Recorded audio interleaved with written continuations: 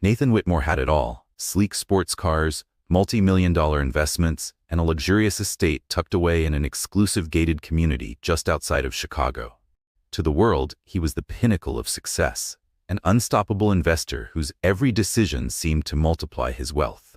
But behind closed doors, Nathan felt suffocated. His marriage to Sophie had lost its spark. She had become a quiet presence in his massive home, a beautiful yet distant figure who no longer fueled his ambition. Determined to cut ties and start fresh, he made a firm decision: end the marriage and move forward toward even greater achievements. Yet just as he thought walking away would be easy, an unexpected truth shattered his assumptions. Sophie wasn't just another chapter in his past, she was the very salvation he had unknowingly been searching for. Nathan had grown up in a working-class neighborhood in Fairview, Illinois. His father juggled 2 jobs, working as an auto mechanic by day and hauling freight at night, just to keep food on the table. His mother took on whatever work she could find, cleaning houses and babysitting for neighbors to help make ends meet. From an early age, Nathan understood how fragile financial security could be. He made a vow: he would never live in uncertainty again. With relentless determination, he secured a scholarship to Northwestern University, majoring in finance. As soon as he graduated, he set his sights on Wall Street. In New York, Nathan immersed himself in the high-stakes world of finance. He worked brutal 18-hour days, sacrificed weekends, and abandoned personal relationships in pursuit of success. And he succeeded. By the time he was 30, he returned to Chicago as a self-made millionaire. His sharp instincts and fearless investments led to the creation of Whitmore Capital, a boutique investment firm that quickly gained the trust of elite clients across the Midwest. Soon, his name graced the covers of financial magazines. He was no longer just another trader. He was the prodigy from Fairview, the man who had turned ambition into fortune. During his rapid rise, Nathan met Sophie Lancaster at a charity gala in Chicago's Gold Coast district.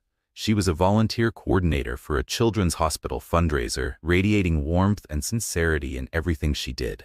A graduate of the University of Michigan with a degree in social work, Sophie had been raised in a modest Rhode Island household, where she had learned the values of kindness, empathy, and giving back.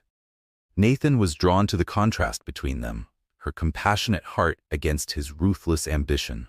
Their whirlwind romance quickly led to a lavish wedding on the shores of Lake Michigan. In the beginning, they seemed like the perfect match: the sharp-minded financier and the selfless social worker, each offering something the other lacked.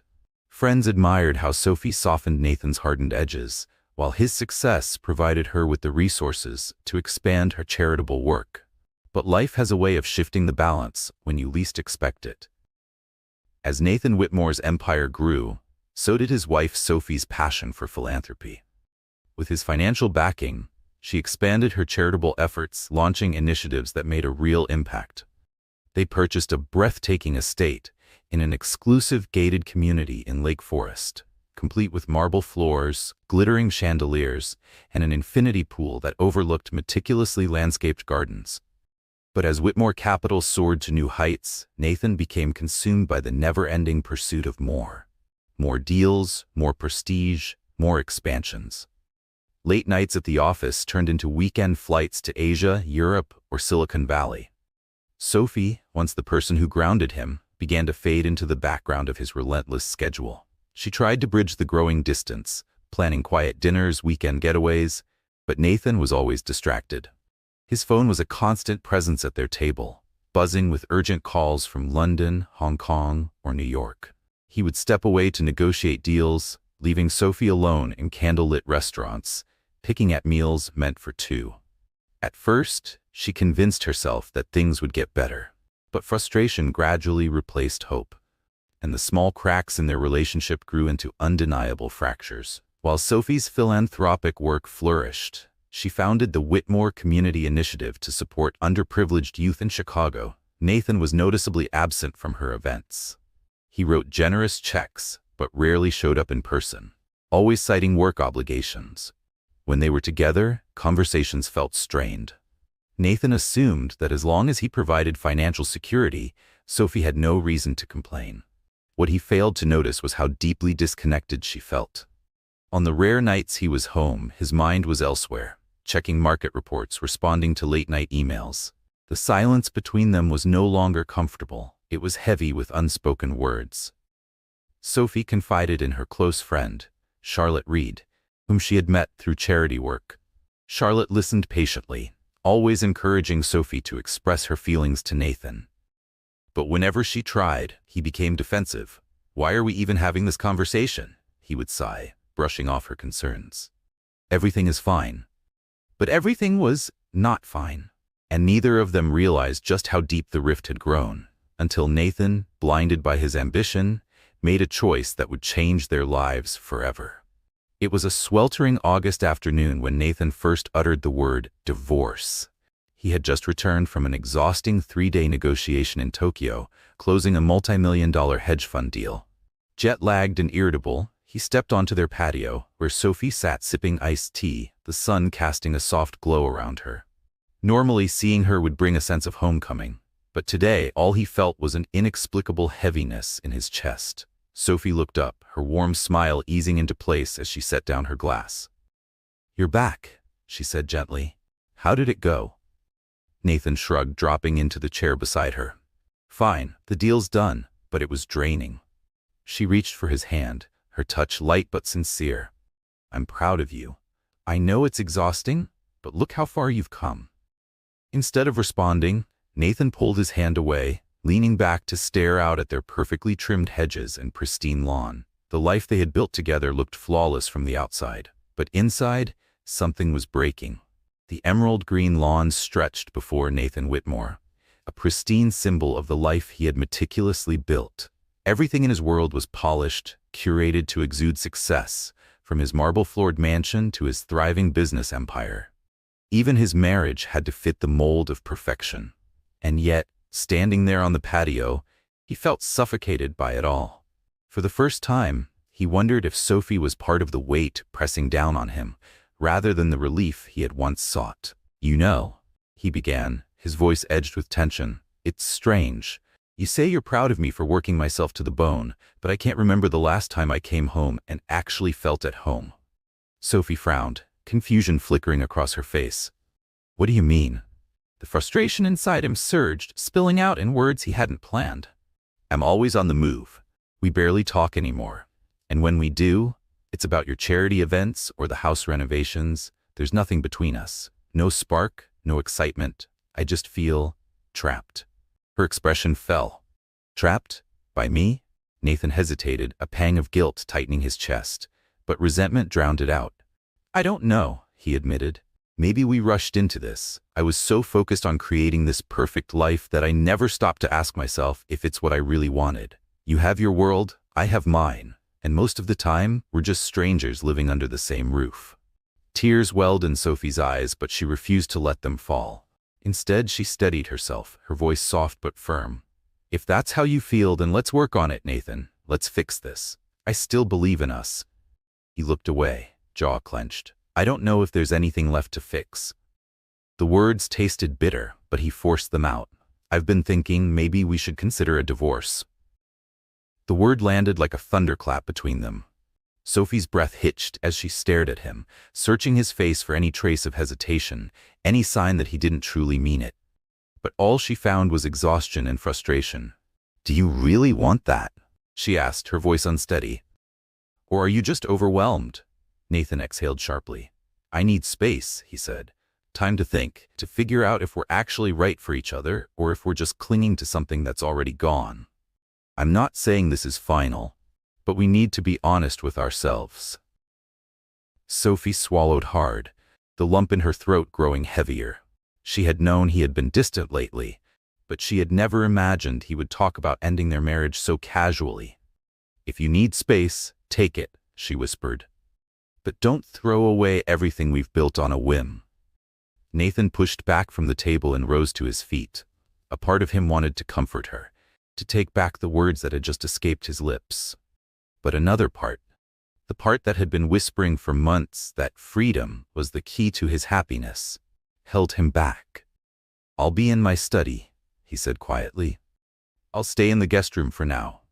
Then he turned and walked away. Sophie remained frozen on the patio, her glass of iced tea forgotten beside her. The world around her, the manicured gardens, the grand estate, the illusion of perfection, remained intact. But inside, everything had begun to unravel. Their marriage was now teetering on the edge, and Nathan seemed ready to push it over.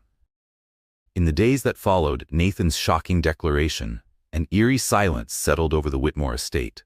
Even the housekeepers, gardeners, and occasional private chefs seemed to tread more carefully, as if sensing the tension that thickened the air. Sophie, determined to maintain composure, buried herself in her work.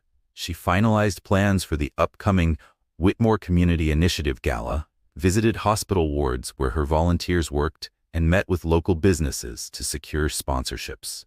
To the outside world, she remained the poised and gracious philanthropist. But beneath the surface, she was barely holding herself together. Nathan, on the other hand, threw himself deeper into his business. He drowned in spreadsheets, back-to-back meetings, and high-stakes negotiations, convincing himself that if he worked hard enough, he could outrun the chaos brewing in his personal life. Neither of them realized that avoiding the problem wouldn't make it go away. Nathan Whitmore buried himself in work to drown out the turmoil brewing inside him. Avoiding Sophie became second nature. He left home early in the morning, returned late at night, or sometimes didn't come home at all. He justified his absence with excuses: late meetings, urgent deadlines, efficiency. Eventually, he found a more convenient escape. Booking a luxury suite at the Grand Regent, an upscale hotel in downtown Chicago, telling himself it was simply practical for business. One night, while sitting in the dim glow of his hotel room, his phone rang. The name on the screen made him pause. Mark Donovan. A veteran wealth consultant, Mark had been Nathan's mentor during his early days on Wall Street. They hadn't spoken in months. Nathan. Mark's deep voice came through the receiver after a brief exchange of pleasantries. I hear rumors you're looking to expand Whitmore Capital into real estate investments. Nathan leaned forward, intrigued. I might be, he admitted.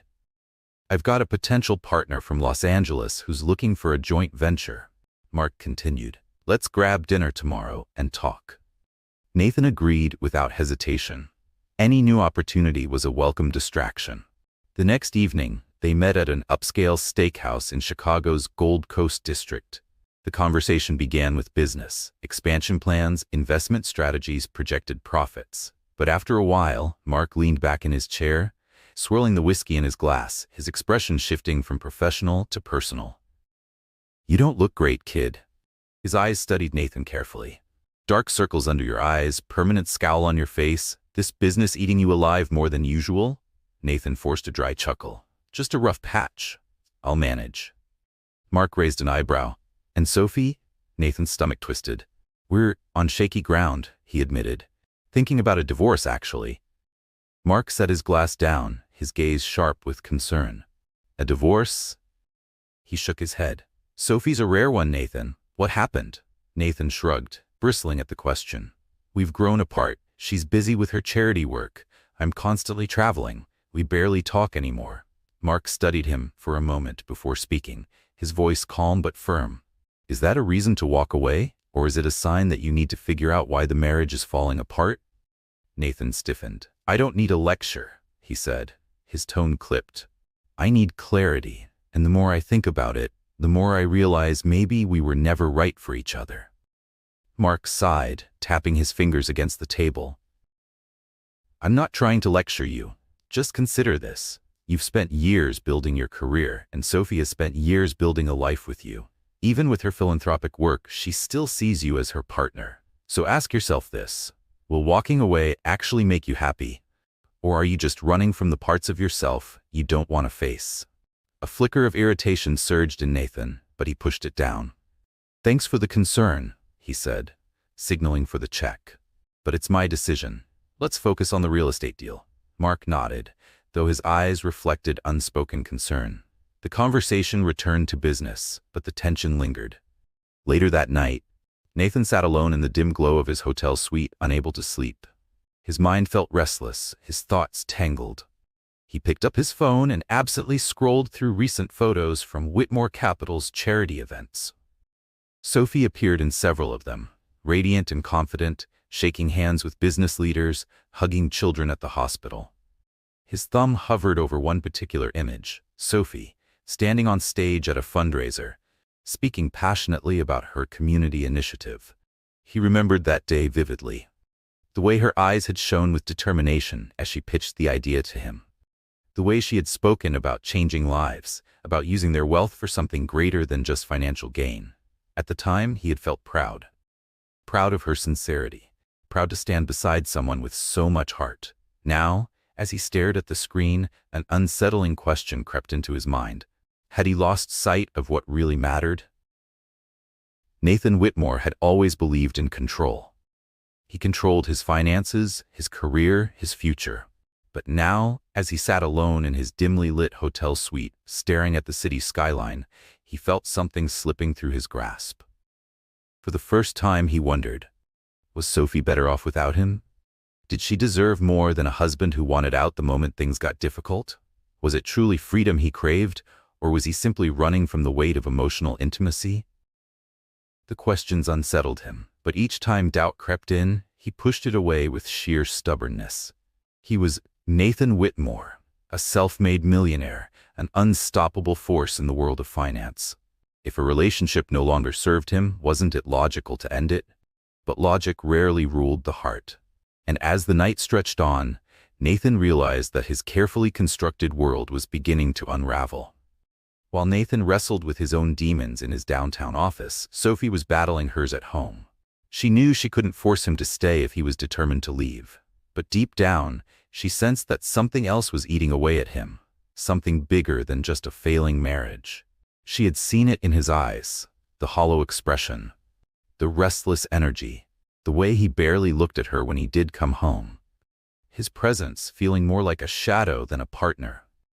One morning, she met her close friend Charlotte Reed at Maple and Ash Cafe, a cozy spot in downtown Chicago. Over steaming lattes, Sophie finally put words to the fears that had been haunting her.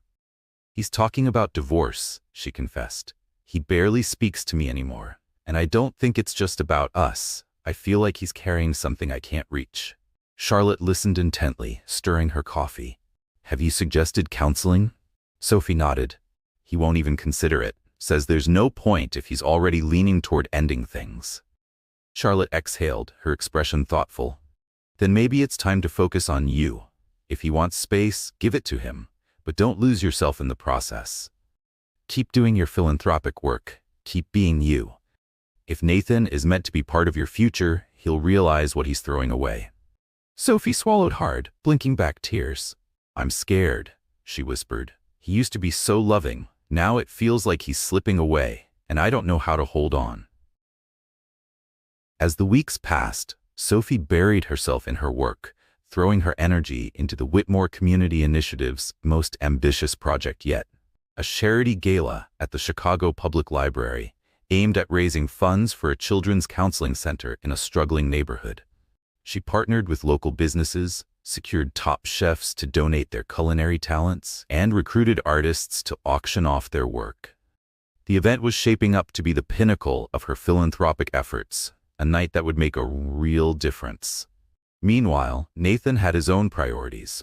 He was preparing for the launch of Whitmore Capital's new real estate division, securing investors, and attending high-profile forums.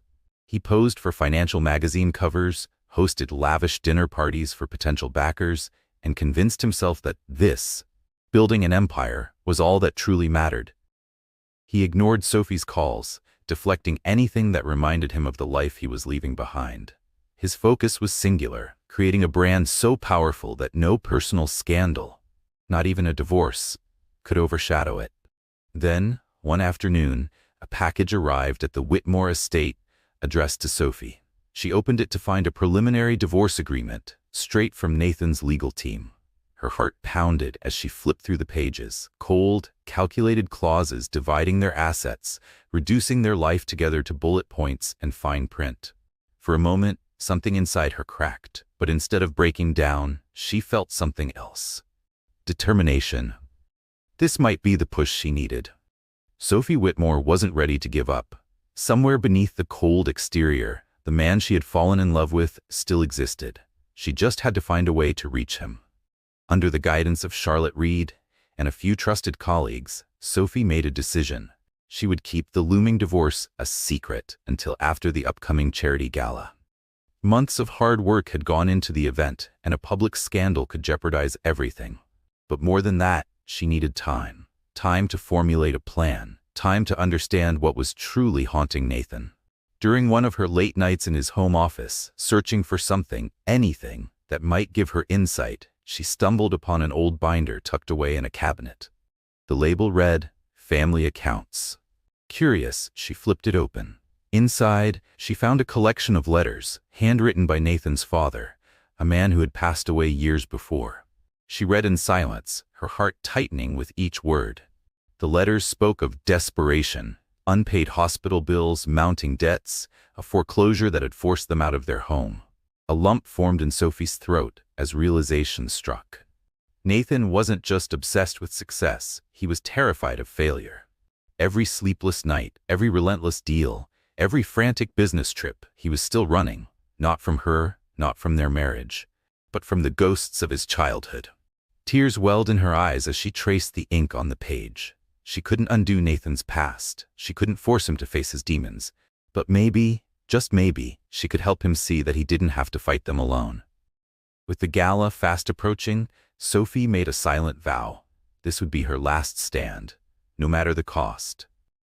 The Whitmore Community Initiative Gala was the pinnacle of Sophie's philanthropic efforts, a night designed to raise funds for a children's counseling center in one of Chicago's most underserved neighborhoods. The Chicago Public Library's Grand Hall shimmered under crystal chandeliers. Fresh floral arrangements adorned the towering columns, while elegantly dressed guests mingled over trays of champagne and gourmet hors d'oeuvres. The city's most influential figures, donors, officials, business elites, had gathered to celebrate Sophie's work. A string quartet played softly in the background, adding to the air of refinement. And yet, beneath her poised exterior, Sophie was a bundle of nerves. She stole a glance at the massive clock above the entrance. Nathan was already an hour late. Her heart clenched. Part of her prayed he would walk through the doors, that he would show up, not just for the sake of appearances, but for her. Another part feared his arrival would only confirm what she already knew, that they were nothing more than a fractured couple putting on a show for the world. Then, nearly 2 hours into the event, he arrived. Nathan strode into the room, exuding effortless charm in a sharp black tuxedo. His presence commanded immediate attention. Photographers swarmed him, flashes illuminating the tension hidden beneath his composed expression. Sophie inhaled sharply and stepped away from her conversation with a city official, making her way toward him. "Thank you for coming," she said quietly, her voice steadier than she felt. Nathan gave a brief nod. Of course, didn't want to embarrass the initiative. Her chest tightened at the formality in his tone. "I really appreciate it," she murmured. Before either of them could say more, a familiar voice interrupted. "Amanda, fantastic job organizing this event." Sophie turned to see Michael Redwood, the silver-haired CEO of Redwood Enterprises and one of the evening's most significant donors. He shook Sophie's hand enthusiastically before turning to Nathan. "And Whitmore Capital, always a name we respect. Glad to see you here." Nathan offered a practiced smile. "Pleasure to be here, Michael." Sophie swallowed hard as she watched him slip effortlessly into his public persona. He was polished, controlled, untouchable. But did he even realize what he was about to lose? As Sophie excused herself to handle a minor issue with the event staff, Nathan Whitmore found himself standing alone, swirling his champagne, his gaze drifting over the crowd. Everywhere he looked, he saw admiration for her. Sophie was in her element, effortlessly charming donors, passionately discussing the foundation's goals. She radiated warmth, grace, and unwavering purpose. A sharp pang of something, regret, stabbed at him, but he pushed it down, unwilling to examine it too closely. An hour later, the lights dimmed, and Sophie stepped onto the stage. A hush fell over the audience as she began her keynote speech. She spoke about the vision behind the Children's Counseling Center, about families struggling to access mental health care. Her voice trembled as she shared real stories, children who had been saved, Parents who had found hope when they thought all was lost. From the sidelines, Nathan watched. A strange mix of pride and envy stirred in him. Her ability to connect with people, to care so deeply, it was mesmerizing, and yet it felt so foreign to him. For a brief, fleeting moment, he wondered, was he making a mistake? But then, reality pulled him back. He was exhausted. His empire demanded everything from him.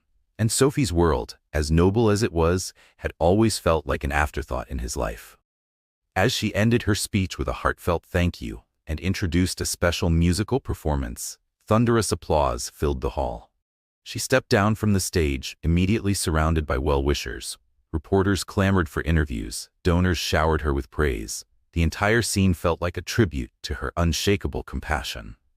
And then, out of nowhere, trouble arrived. A reporter, camera rolling, sidled up to Nathan. "Mr. Whitmore, any truth to the rumors about trouble in your marriage?" Nathan's blood ran cold. His grip tightened around his champagne glass. "Where did you hear that?" he asked, his voice sharper than he intended. The reporter shrugged. "Sources say you've been staying at hotels. We were hoping for a comment." A suffocating silence crept into the room. In the corner of his vision, Nathan saw Sophie freeze. Their eyes met across the room, hers wide with horror. A ripple of whispers began spreading through the crowd. For the first time in his career, Nathan, always so smooth under pressure, stammered. "No comment." Sophie, face flushed, rushed forward and gently placed herself between him and the reporter. "This evening is about the Children's Counseling Center," she said firmly, her voice steady despite the humiliation burning beneath her skin. "We're not discussing personal matters here." But the damage had already been done. The whispers grew louder. Donors exchanged wary glances. Cameras flashed wildly, capturing every second of the tension hanging in the air. And in that instant, Nathan realized their problems were no longer just between them. Their unraveling had become public. Feeling trapped, exposed, and utterly cornered, Nathan downed the rest of his champagne in one gulp. Then, without another word, he turned and slipped out of the library. Sophie watched him go, her heart in her throat, her hands trembling at her sides. Tears burned behind her eyes, but she refused to let them fall. This night was supposed to be a beacon of hope. Instead, it had become the stage for the collapse of their marriage, in front of the entire city. By morning, the damage had spread like wildfire. Gossip columns, business blogs, and social media buzzed with speculation about the Whitmore marriage. Pictures from the gala flooded the internet. Sophie, radiant and poised at the microphone.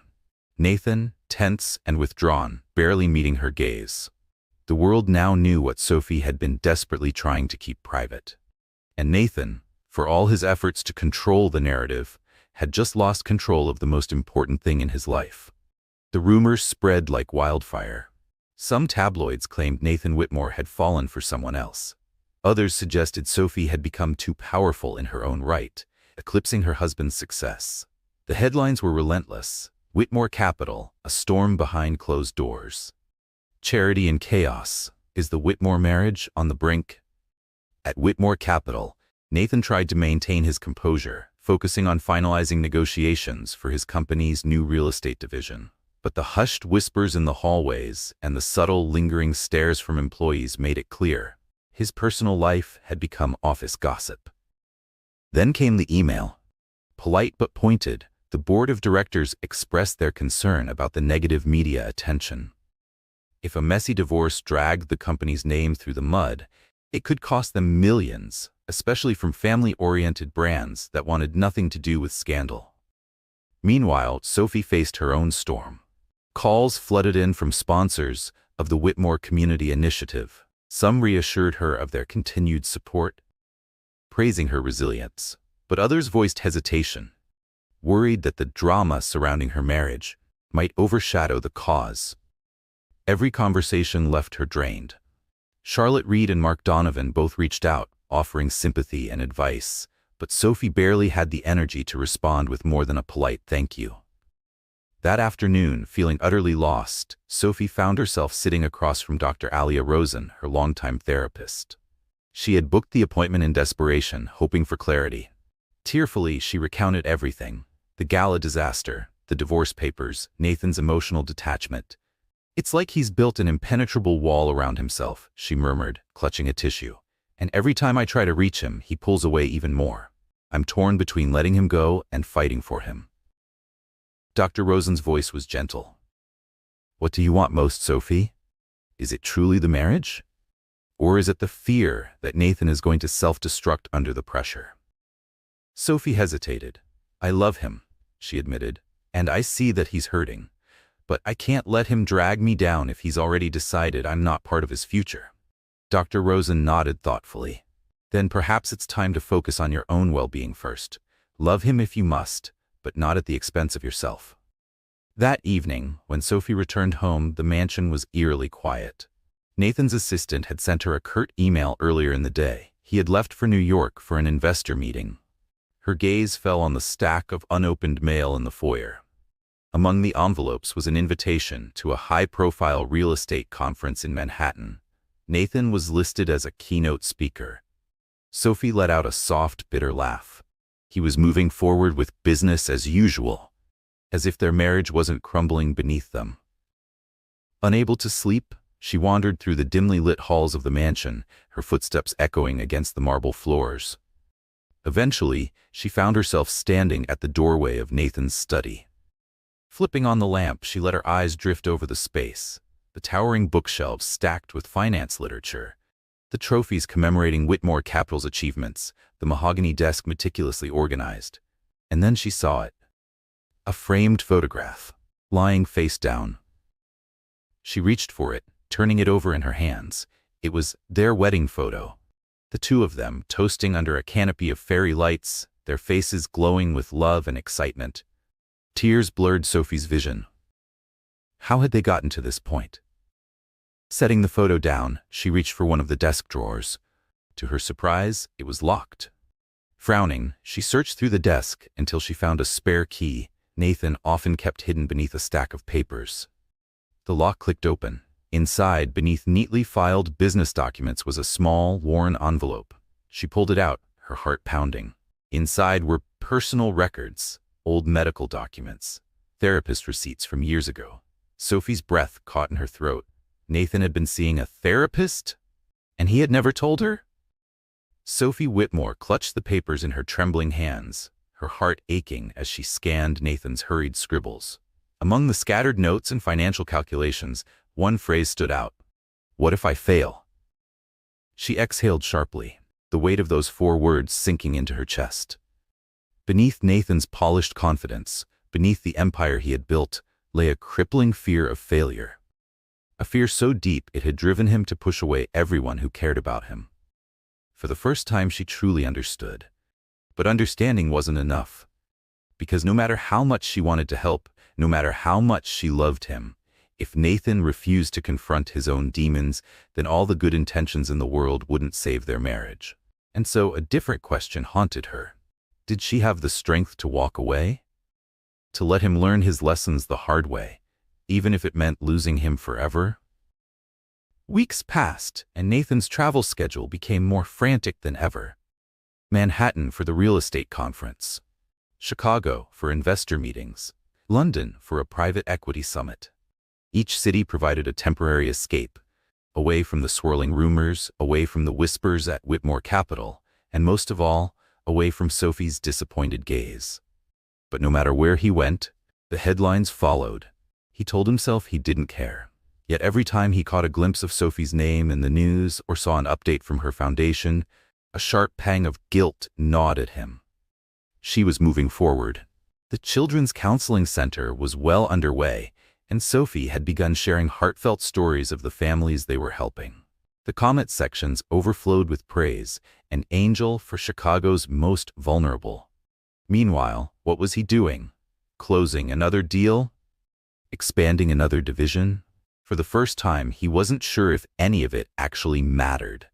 One evening, after finishing a grueling meeting in London's financial district, Nathan found himself wandering along the River Thames, the city lights shimmering on the water. The sight reminded him of home.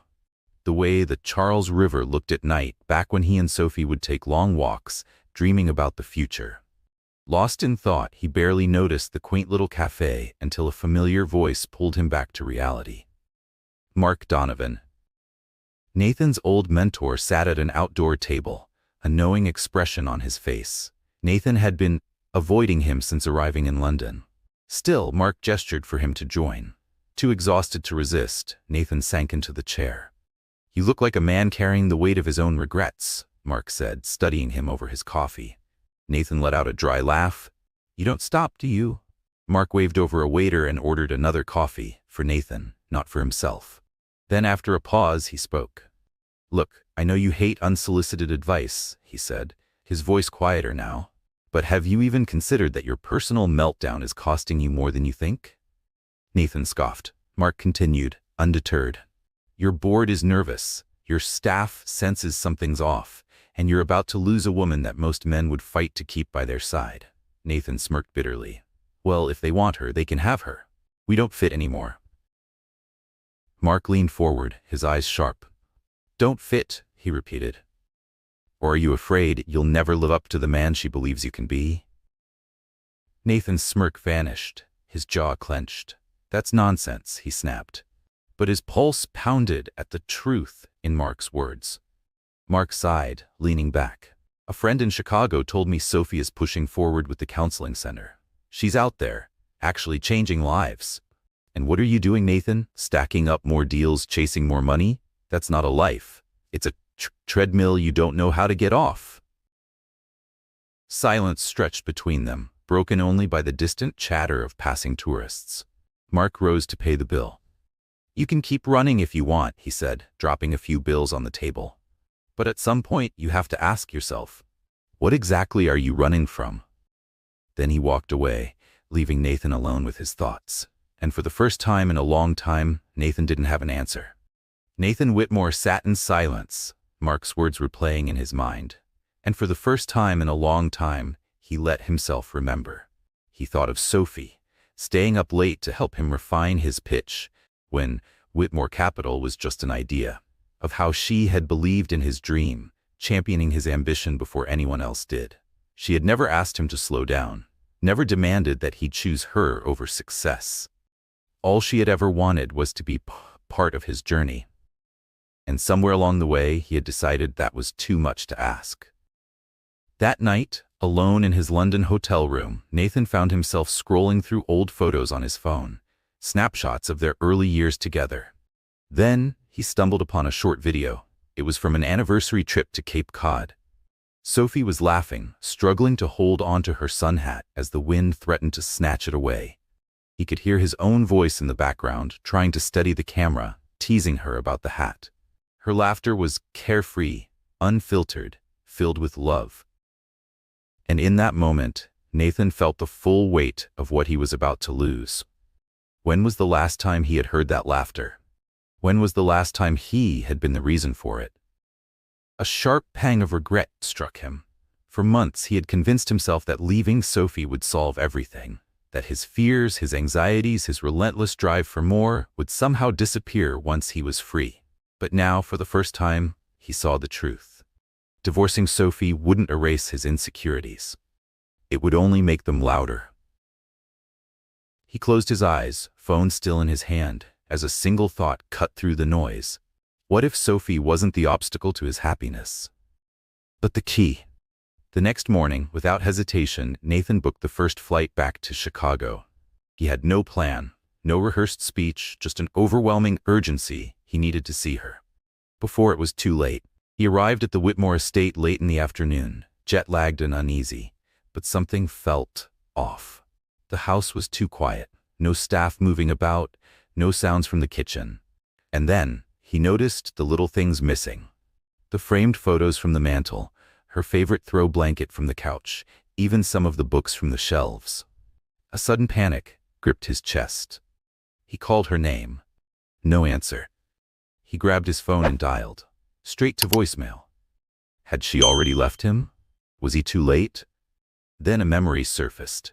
She had been spending more and more time at the new Children's Counseling Center in South Chicago. Without bothering to change out of his rumpled suit, Nathan grabbed his car keys and sped into the city. When he pulled up in front of the renovated community building, Sophie's SUV was parked out front. Nathan exhaled, realizing just how hard his heart had been pounding. He stepped inside, cautiously following the sound of laughter and conversation. And then there she was, in the middle of a half-finished reception area, holding color swatches, surrounded by a group of volunteers. Her hair was pulled up into a messy bun, a few strands falling loose, paint smudged her jeans, and still, she was radiant. She wasn't just existing, she was thriving. Nathan's chest tightened. Then, her eyes found him. And just like that, her smile faded. Slowly, she excused herself from the group and walked toward him, arms crossed, her expression unreadable. "What are you doing here?" Nathan swallowed. I just got back from London." His voice felt unsteady. "I wanted to see you." Her posture remained stiff. "Well, you found me." Silence stretched between them. Nathan cleared his throat. "Can we talk, in private?" A pause. Then Sophie gave a short nod and turned, leading him down a hallway to a small, unoccupied office. The walls were bare. A thin layer of dust coated the windowsills. The faint smell of fresh paint lingered in the air. She folded her arms, her expression calm but guarded. "All right," she said quietly. "Talk."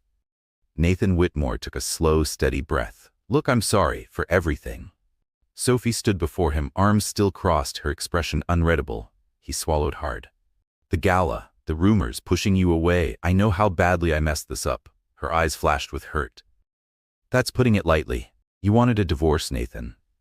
He lowered his gaze. "I thought it was the only way out of my own head. I convinced myself you were holding me back, but that was a lie. The truth is, the problem was never you." Sophie's lips parted slightly, but she didn't speak. "It was me," he admitted. "My fear of failure, my fear of going back to where I came from, my fear of never being enough." For the first time her stance softened, but her guard remained. "I tried to help you," she said quietly. "So many times, but you wouldn't let me in." Nathan nodded, shame settling deep in his chest. "I know, and I don't deserve your forgiveness, but I'm here, and I want to try to fix this." Silence stretched between them, thick with unresolved pain and flickers of something else. Finally Sophie spoke, her voice shaking. "Why now? Because the tabloids caught on to our problems? Because your investors are getting nervous?" Nathan let out a slow breath. "Maybe that's what forced me to see how much I could lose, but it's more than that." He stepped closer. "I'm done running. I want to face my fears. I want to let you in, if you'll have me." Sophie closed her eyes, a single tear slipping down her cheek. "Nathan, I can't just open my arms and pretend everything is fine. I'm exhausted." Her voice cracked. "I built something good here, and it took every ounce of strength I had to keep going while you were busy tearing us apart." His heart clenched. "I understand," he murmured, "but I love you." He exhaled, shaking his head at his own mistakes. "I always have, even when I was too blind and arrogant to show it." A half-bitter laugh escaped her. "Love isn't just words, Nathan. It's action." She met his gaze, her expression unwavering. "If you want me to believe in us again, you need to prove it.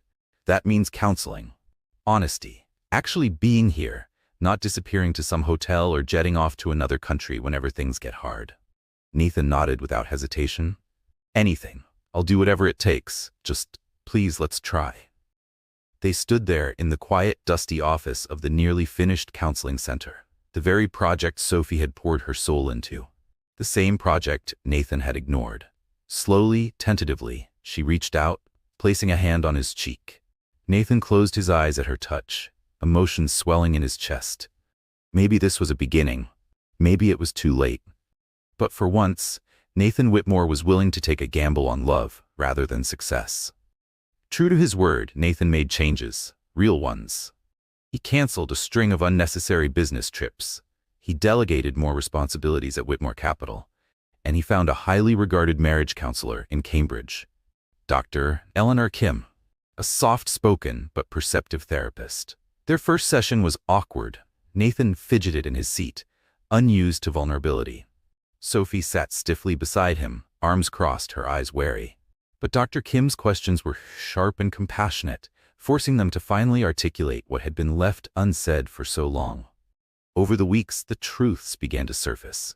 Nathan admitted to a crippling fear of failure, a fear that had consumed him since childhood, one that drove him to chase every deal, even at the expense of his relationships. Sophie spoke of her resentment, how she had felt more like a symbol in his life, rather than a true partner. They argued, they cried, they comforted each other, and slowly, painfully, the cracks between them began to mend. Therapy had forced Nathan Whitmore to confront truths he had buried for years. But outside of those sessions mattered more than words. So he started showing up. He visited the Children's Counseling Center in South Chicago regularly, helping Sophie paint walls, meet with contractors, and oversee renovations. For the first time, he truly watched her work. She wasn't just building a center, she was building hope. He saw the way children's eyes lit up when they saw the progress, how they clung to Sophie as if she were a hero. He listened as she explained the center's long-term vision, educational programs, mental health support, job training for struggling parents. And something inside him stirred, not out of obligation, not out of guilt, but out of genuine admiration. At Whitmore Capital, his employees began to notice the shift. He asked about their families, their goals, things he had never prioritized before. Then, in a move that shocked his board of directors, Nathan launched an internal philanthropy initiative, matching employees' charitable donations. Some called it a PR stunt, but Nathan knew better. For the first time, he wasn't just chasing profit, he was trying to build something meaningful. And as the press took notice, the headlines changed. Nathan Whitmore, a change of heart? From scandal to redemption. The cynics could say what they wanted. Nathan wasn't doing this for them. One rainy afternoon, Nathan and Sophie found themselves in the attic of their estate, sorting through old boxes. Memories surrounded them, forgotten photographs from their early years together. A spontaneous road trip to Cape Cod. A charity gala where they had danced all night. Lazy Sunday mornings making pancakes in their tiny first apartment. Each memory was a reminder, not just of who they had been, but of what they had lost. They laughed at their terrible hairstyles. Sophie teased Nathan about his cocky younger self. And for the first time in years, nostalgia didn't hurt, it felt warm. Then, in a dusty corner of the attic, Nathan noticed something he had long forgotten. A guitar case. "I can't believe I still have this," he murmured, opening it to reveal a worn acoustic guitar he hadn't touched in years. Sophie's eyes lit up. "You used to play for me all the time," she said softly. "You even wrote that ridiculous song about us living by the sea someday." Nathan chuckled, strumming a few rusty chords. His fingers stumbled over the strings, but the sound filled the attic with a quiet, nostalgic warmth. Sophie placed a hand on his shoulder. "Maybe we can still find that dream." Her voice was barely above a whisper. Their reconciliation wasn't a fairy tale. They still had differences. Some nights, old wounds reopened, and harsh words slipped out. The specter of divorce papers still loomed in the background, a reminder that if they couldn't rebuild trust, the past might repeat itself. But they were making a conscious choice, every single day, to step into each other's worlds again, to share vulnerabilities, to create small moments of intimacy.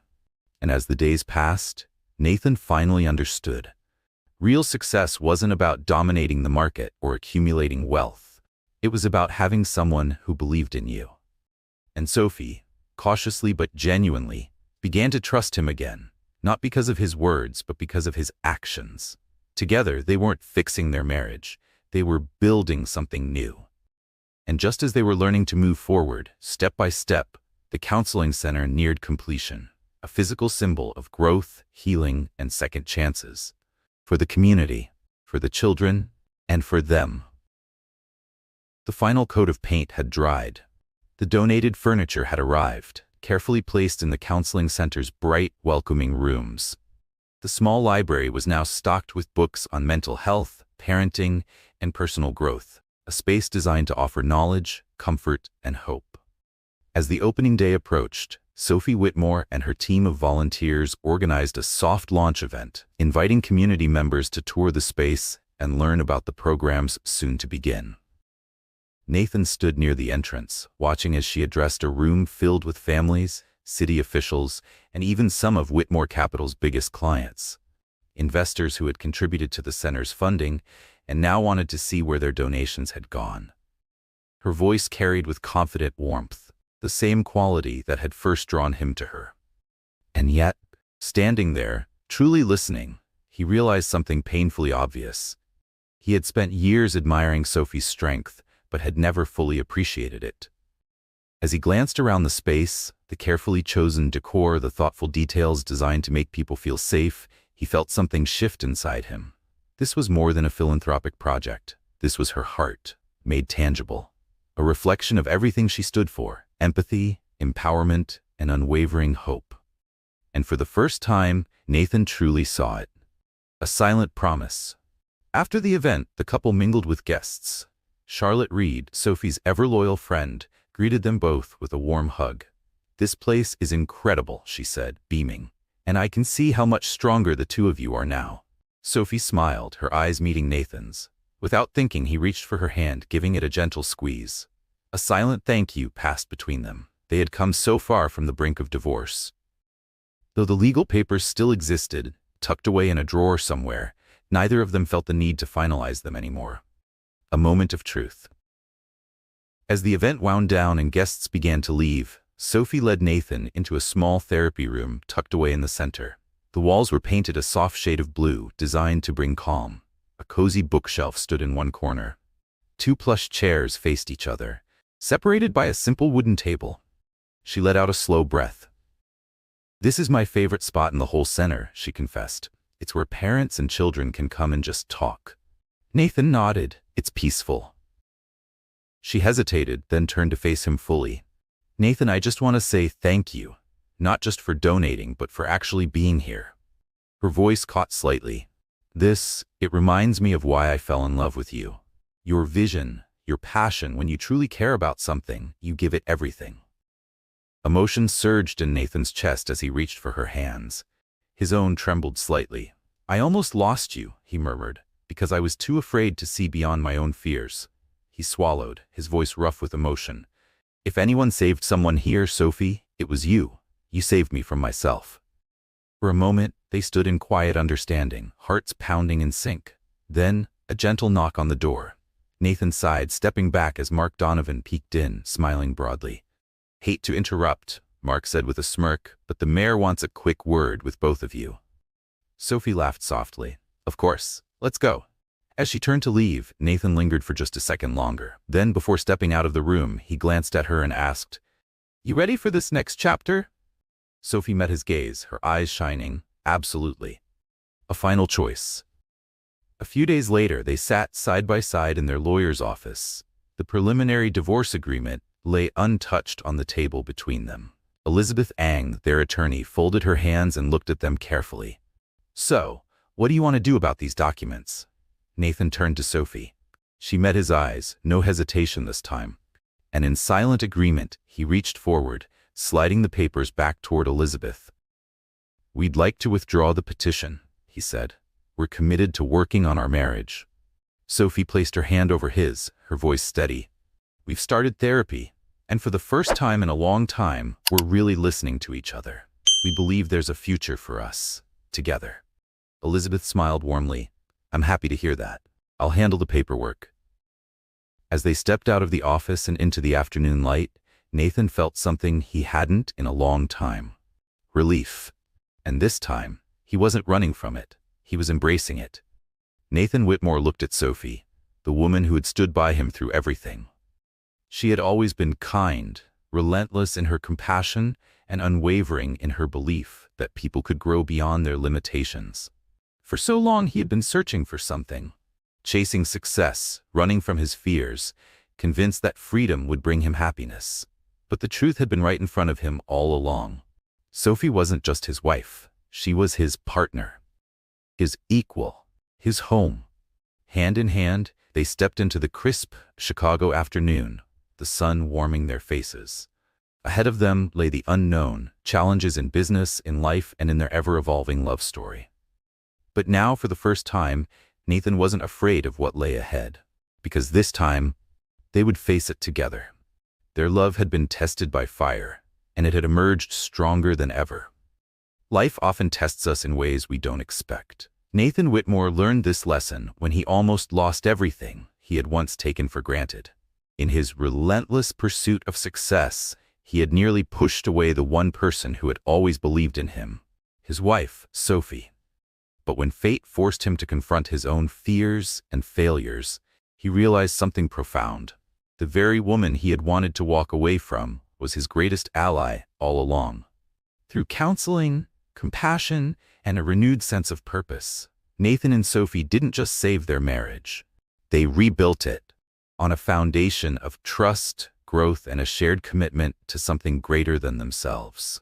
Their story reminds us that real love isn't just about perfect moments. It's about persevering through the darkness and having the courage to fight for the light on the other side. If Nathan and Sophie's journey moved you, please like, share, and subscribe to our channel. Stay tuned for more stories that celebrate the power of resilience, hope, and love.